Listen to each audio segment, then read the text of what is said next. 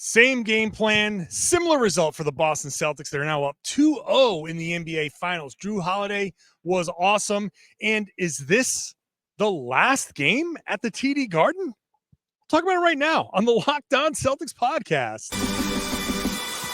Thanks to Blockbuster Brand, it's holiday season, drop Jrue in the mix. And 3 from KP, no we not on the Knicks. Flushing competition like Al on Giannis. Juice and Big Deuce, still B-Town's finest. Banner 18 going up in the rafters. Watch the C's game in Locked On after. Karalis on the breakdown, clutch like a tip from D. White on the breakdown. John on the mic, documenting domination. Matter pen a back bay, it's all C's nation. Rain and J's, how it started, raising banners, how we finish. Locked On Celtics pod, home of the winners. Peace. Hey there, welcome back to the Locked On Celtics podcast. We're right here in the Locked On Podcast Network, where it's your team every day, and I got you covered every day, and literally every day, weekends, all of that. We're just podcasting through the entire NBA Finals, which may not last much longer the way things are going, but still make sure you're subscribed wherever you get your podcasts. Watch the show on YouTube, get into that comment section. The comment section's somewhat devoid of Mavs fans lately. Wonder why. Well, whatever it is, I'm sure they'll come back at some point. Or maybe not. Who cares? Boston Celtics are up 2-0, and it's just Celtics fans in there, and I love it. I'm John Karalis. If you're new to the show, I used to play a long time ago. Now I'm covering the Celtics as a beat writer for Boston Sports Journal. Today's show is brought to you by LinkedIn Jobs. It helps you find qualified candidates you want to talk to faster. Post your job for free at linkedin.com/LockedOnNBA. That's linkedin.com/LockedOnNBA to post your job for free. Terms and conditions apply. So I'm here at the TD Garden. If you're watching on YouTube, in fact, I think if you look over my shoulder right there, that's the Hoop Collective podcast way down there on the floor. Since they're on the floor, I'm up here. I'm going to let them have their fun down there, but it's a good podcast. They're having their fun. I'm having my fun here after the Boston Celtics 105-98 win over the Mavs in game 2. Talk about Tatum and Brown later. I'll talk about Jrue Holiday in a little bit. Let's start with this. Same game plan for the Boston Celtics. They did the same basic game plan, just like I said, and it basically kind of worked in a similar way. Luka Doncic did score better and have 11 assists. I'm kind of surprised when I look at the final box score and I saw 11 assists. I'm like, it's more than it felt like, but he had 8 turnovers, and maybe that's why I didn't feel like quite as much. The Celtics pressured him. The Celtics single covered him for the most part. It was really interesting early that all he was taking was step backs. It was, he comes out for introductions and he's introduced with a heating pad on his right knee and a heating pad up on his, rib cage. And it looked like just a wounded warrior out there. And he's clearly not 100% because when he started taking nothing but step backs, I was like, look, he's not getting to the rim. He's not driving past anybody. And not only that, there were times where he was out on the break, and when he had kind of an opportunity to maybe turn on the gas and get to the rim, maybe draw a foul, maybe draw some defenders and spray the ball, he stopped. He was waiting. He clearly did not have it. And I thought for a second of like, maybe it's a cat and mouse game. Maybe he's just taking step backs to make us think like, oh, I'm so hurt. And in the fourth quarter, bam, he's going to hit you. No, fourth quarter was his worst quarter. He was hitting everything early. People were tweeting at me like, oh, John, he's hitting everything. What do you do? Like, just keep it going. Keep it going. He's hitting everything for now. And then he was one of six in the fourth quarter, I believe. Couldn't come through in the fourth quarter. Same thing with Kyrie Irving. What's the plan that I laid out on this podcast? You single cover Luka Doncic, you make him work. You make him work on defense. The Celtics attacked him over and over and over again. They got to the rim at will. Now, they didn't always finish at the rim.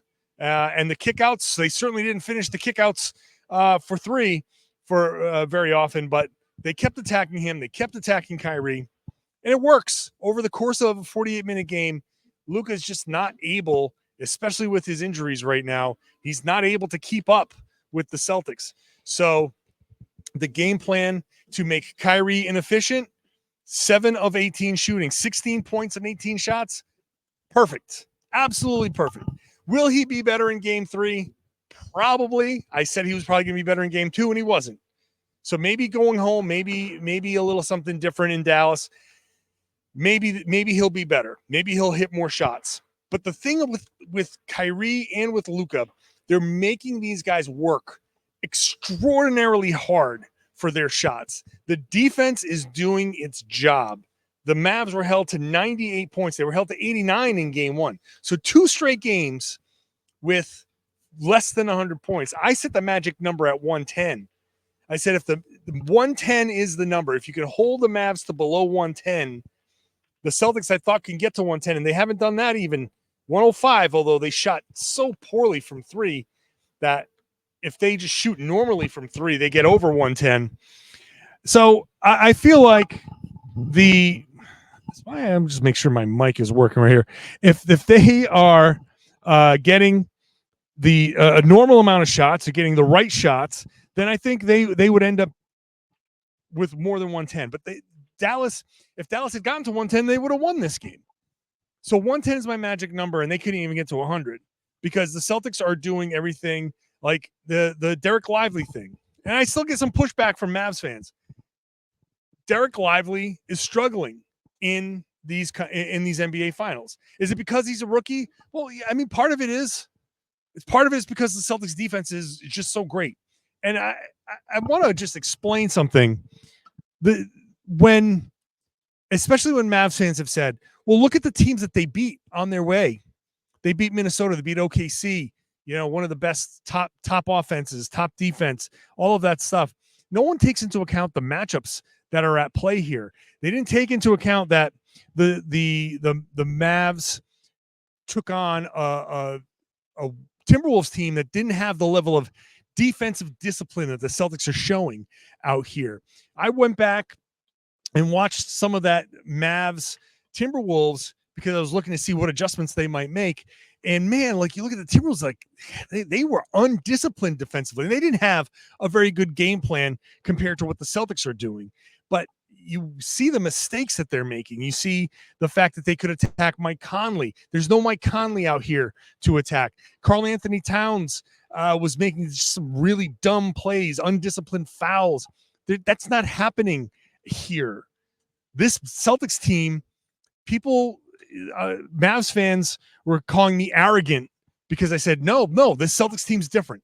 Like, oh yeah, but these are the Celtics. And they took it as it was like, well, yeah, Minnesota, blah, blah, blah, but these are the Celtics. This is going to be different. But you know what? The Celtics are different because they don't have the weaknesses.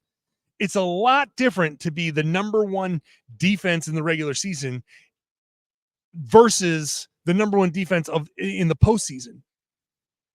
When the Celtics show up with matchup advantages all over the floor, this is what you get. Who do the Mavs attack? You try to get Porzingis in the action. So fine, sure, whatever. Kyrie, you want to go up against Porzingis? That's fine. We're cool with that. Luka, you want to do that? We're cool with that. And they could have been better. They did give up the 11 assists to Luka. They can be even better defensively. I thought the defense was really, really good. Could be better. And they still only give 98 points. They could have gotten it down to 89, 88. They could have easily, if they took away some of these assists, and they did lose their discipline from, here or there. They gave up some couple of offensive rebounds. They finally gave up a lob. They gave up some cuts to the basket. If they actually clean that up a little bit, this could have been a much easier win. This is a loss that the Mavericks are going to regret. And I'll tell you why when I come back here on the Locked On Celtics podcast. Today's show is brought to you by eBay Motors. Passion, drive, patience. It's a formula for winning championships. It's also what keeps your ride or die alive. eBay Motors has everything you need to maintain your vehicle and level it up to peak performance, just like the Boston Celtics. Superchargers, roof racks, exhaust kits, LED headlights, and more. Whether you're into speed, power, or style, eBay Motors has you covered with over 122 million parts for your number 1 ride or die. You'll always find exactly what you're looking for. And with eBay's Guaranteed Fit, your part is guaranteed to fit your ride every time or your money back. Because with eBay Motors, you're burning rubber, not cash. With all the parts you need at the prices you want, it's easy to make your car the MVP and bring home huge wins, just like this one in Game 2. Keep your ride or die alive at ebaymotors.com. Eligible items only. Exclusions apply. eBay Guaranteed Fit is only available to U.S. customers. Thanks for making Locked On Celtics your first listen every day. Go check out Locked On Sports Today. I will be making an appearance on that. The show will be making an appearance on the Locked On Sports Today YouTube 24/7 streaming channel. Put it on, leave it on. You get all the big stories from around the sports world. Locked On Celtics, Locked On Mavericks, both will be heavily featured. Locked On NBA, which I host on Wednesdays with Jake Madison, that's heavily featured. So go check that out wherever you get your podcasts. The Mavericks are going to regret this, man. This was the bad shooting night. This was the bad Celtics shooting night. And why it always happens on Game 2 at home, I have no idea. But there they are, 10 of 39, 25.5%. And that's after a couple of huge three-pointers down the stretch in the fourth quarter, after Dereck White gets a steal off of Luka Doncic. He gets a three-pointer. Holiday gets a three-pointer. That gave the Celtics, I think, a 14-point lead, which they barely held on to. I think they basically started to milk the clock. They got a little too cute. Not that they were like, I think basically they were just trying to run out the clock, right? They were taking everything down to the last second. And I kind of understood it. Like in that moment, I was like, all they needed was 2 baskets. They got one and the blocked shot on the other end from Dereck White. I mean, what a block. Let me just pivot to Dereck White and Jaylen Brown. By the way, both of those guys, if this was football, it'd be like a half sack a piece. It's like a half block a piece. But the Mavs are, making their little bit of a push. I didn't think it was going to go poorly. I didn't think that this was, that they were going to make it all the way back. But there was a point there where I'm like, a couple minutes ago, I was like, okay, guys, you just need like 2 more buckets. Just get the 2 more buckets and then you can milk the clock again. Jaylen got a layup and that was enough. So it was a 7-point game. But that block shot, Dereck White from like the front of the Mavs bench, chasing it all the way down. Jaylen Brown being right there too. The level of effort from both of those guys. Jaylen defensively all night. Great again. Just amazing. Amazing to watch these guys. 2 block shots for Dereck White. 3 steals. It's amazing. But point here is that the Mavs not capitalizing when they had multiple opportunities, by the way. They had multiple opportunities. The Celtics had their chances to hit shots. Sam Hauser had a couple of misses. It felt like Boston was knocking on the door of a 20-point game. They were right there, and they couldn't hit the 2 or 3 three-pointers, and they got great looks. They couldn't hit those shots. And Dallas couldn't hit shots either. They couldn't take advantage. This is one that they're going to regret. This is the game they should have stolen. This is the game they should have won. This should be a 1-1 series right now. But Boston did enough. Their defensive game plan was great. And the Mavs just couldn't hit the shots they needed to hit either. They were 6 of 26 from 3. Boston shot 10 of 39 from 3 and still won the 3-point battle by 12. That's bad for Dallas. I don't know. Listen, I don't want to jinx anything, but jinxes aren't real, so I'm just going to say it. I don't know what answers Dallas has other than play better. Well, what do you do? If Luka couldn't take over in the fourth, this was there for the Mavs. This was there for Luka Doncic to go and be special in the fourth. And Kyrie, for that matter. And he was 1 of 6. If this wasn't the moment on the road for Luka hostile environment, shut the crowd up. You can't come through here. He probably will come through in one of these games because he's Luka, and we expect that. But I don't know, man. I just don't know what their answers are. If Boston keeps playing with this level of intensity, with this level of discipline, where does Dallas go? Other than hope that Luka hits shots, hope that Kyrie is better, hope that somebody else can step up. They got, 9 bench points. Kristaps Porzingis had 12 points, was a plus 12. By the way, Kristaps Porzingis, no, he was hobbled. He was downplaying it all after the game. He said he's going to be fine. They'll do some imaging. No one's even saying necessarily what this is. If it was the same calf or something different, we'll find out later. They were downplaying it like crazy after the game.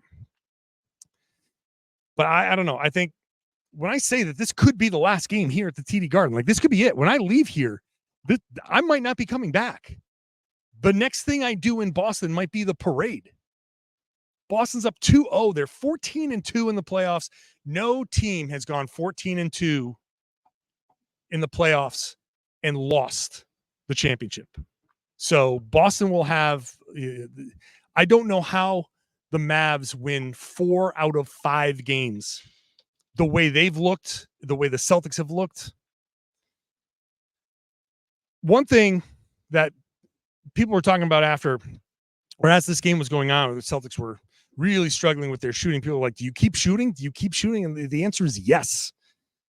I'm glad the Celtics kept shooting. Number one, because White and Holiday hit those 2 big threes in the fourth quarter. You don't do that if you don't just keep trusting yourself and keep shooting. And White, who started off tough with a tough shooting night, ended up 4 of 10 from 3. It's a lot. I mean, it's very like baseball, like, geez, you failed 6 times and that's good. Yeah, you're 40% shooter. 4 of 10. So he ended up okay. Holiday was 2 of 4 from 3. The worst was Sam Hauser, who was 0 of 5. That sucks. I really wish that there was some carryover there, but he just couldn't dial it in. Jayson Tatum, who we'll talk about in a second, who very well understands that he needs to be better from 3, shooting wise. And Jaylen Brown was 1 of 5. But the reason you keep shooting is because there's a temptation to say, all right, the shot's not falling, just drive it, right? I'm sure you might have said it yourself. Like, oh, man, I would just like to see them drive a little bit more. But they drove a lot. They drove and kicked. When there was resistance at the rim, they moved the ball and kicked it out. And that's the right play. You got to keep making the right play. If you don't, and if you start forcing it and you start attacking the rim and just saying, hey, we're just gonna keep pushing, and doesn't matter if Gafford is there or Lively is there. We're gonna try to finish through them. That's a formula for the Mavs to win this game, because those would have turned into blocks or misses. It would have meant, somebody falling into the baseline over and over again, and advantages, fast break opportunities, where the Mavs actually did pretty well down the stretch, although they only finished with 7 fast break points. I thought in transition, late in the game especially, that's where they started to cash in a little bit. But if you force the issue and attack the rim and you don't make the right play, you miss a lot of layups, and those layups turn into transition opportunities, and that's where you start to lose. By making the right play and forcing the defense to move, you create these open shots, and you got to take them. You still have to take them. So it's not just like I'm justified in this take because those 2 guys made those 2 threes, although it does happen to work out that way. It's by keeping that discipline, by playing the right way, you end up being rewarded for playing the right way. And you don't give the other team the opportunity to make a late push. And that's why they were able to hold off the Mavs. That's why, because they maintained their discipline on both ends of the floor. They didn't overreact to Luka making shots in the first quarter, and they didn't overreact to the misses throughout the course of the game. That level of discipline, like I said before, is not what the Mavs are used to here because they've played some pretty undisciplined teams who's kind of struggled there in the playoff moments. All right, let's get to Holiday, Tatum, and Brown when I come back. Today's show is brought to you by LinkedIn Jobs. Now, I used to be a hiring manager once upon a time. I grew up in a small business, so I know, how difficult it is to pour through resumes. Oh, my God, stacks of resumes. It just still gives me PTSD. And I know how many hats you have to wear in a small business. You're trying to get by, and you got so many things you need to focus on. Hiring, what a drag. But LinkedIn does it differently because they help you find the right professionals for your team faster and for free, because they have this vast network of 1 billion professionals. They are not like another job board, right? It makes it the best place to hire because they give you access to professionals you can't find anywhere else. They make the process easy and intuitive. They will go find people who are open to work, not just people who are looking for work. People who have jobs, they click on, hey, I'm open to a new job. I'm not going to go actively look for one. Well, LinkedIn says, hey, no problem. We're going to give you jobs that work for you, and your job could be one of them. That's a candidate that you're not going to find anywhere else. Hiring is easy when you have that many quality candidates. So easy that 86% of small businesses get qualified candidates within 24 hours. So they're constantly trying to make the process easier. They've launched a feature that helps you write job descriptions. That makes things quicker. 2.5 million small businesses use LinkedIn for hiring. You should be one of them. So go post your job for free at linkedin.com/LockedOnNBA. That's linkedin.com/LockedOnNBA to post your job for free. Terms and conditions apply. Thanks for making Locked On Celtics your first listen every day. Go check out Locked On NBA. Again, I host that on Wednesdays with Jake Madison. They got plenty of NBA Finals coverage. I will be in Dallas when I record my next Locked On NBA with Jake, previewing Game 3. And I expect the Mavs to win at least one of those games. Probably the Celtics ownership wouldn't mind if the Mavs win one of these games, so they can come back here, win at home, win it in 5, and, hey, collect another gate, another set of ticket revenue for, you got to pay for that Jaylen Brown and Jayson Tatum extension that's coming up.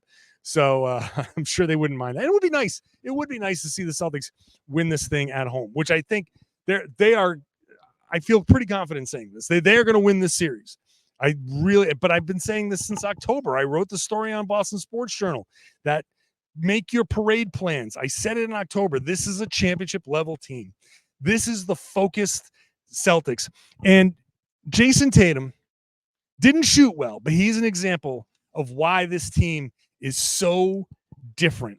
Jayson Tatum didn't shoot well, all right? He was 6 of 22, 1 of 7 from 3, but 18 points because he got to the line, was 5 of 6. 12 assists, 9 rebounds, a rebound shy of a triple-double. Of those 12 assists, 6 went to Jrue Holiday. Holiday finished with 26 points. He had 11 rebounds, 4 offensive rebounds. Huge on a night where the Celtics don't shoot well, to go in there and get 10 offensive rebounds and get 10 second chance points. That, the Mavs had 13 second chance points. You got to keep that close. By keeping that close and giving themselves multiple opportunities, the Celtics outshot the Mavs 84-80. And it was funny because at the beginning of the game, the Mavs were out shooting Boston 10-5 early in the first quarter. And I was like, this can't continue, and it didn't. But Tatum, after the game, I asked him about the journey to becoming a guy that's willing to take this role and be the facilitator. And he said, look, this is part of it's because I've been here before and it didn't work. The experience of being in the finals and trying to do it his way and trying to do all the scoring went really poorly.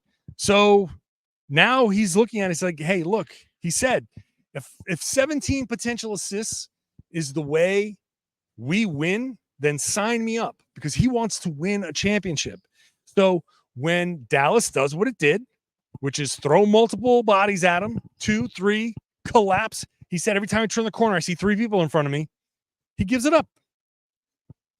So when he gives it up, either it's a hockey assist or maybe it's not even there's no name for it. Maybe it just gets to where it needs to go and he just started the ball movement. But a lot of times, and in this game, it ended up as a regular old assist. Find Jrue Holiday down in the dunker spot.